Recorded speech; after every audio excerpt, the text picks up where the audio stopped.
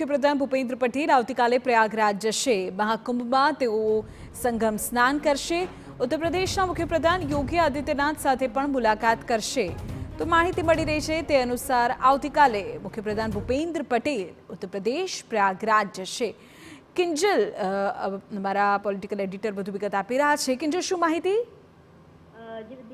જે રીતે કુંભનું મહત્વ પણ છે અને જે પ્રકારે કુંભની અંદર અનેક લોકો અત્યાર સુધીમાં ડૂબકી લગાવી ચૂક્યા છે। ખુદ વડાપ્રધાન પણ ગઈકાલે કુંભ પર હતા, ત્યારે આવતીકાલે રાજ્યના મુખ્યમંત્રી ભૂપેન્દ્ર પટેલ પણ કુંભ જવાના છે। આવતીકાલે વહેલી સવારે તે પ્રયાગરાજ માટે જવા રવાના થશે।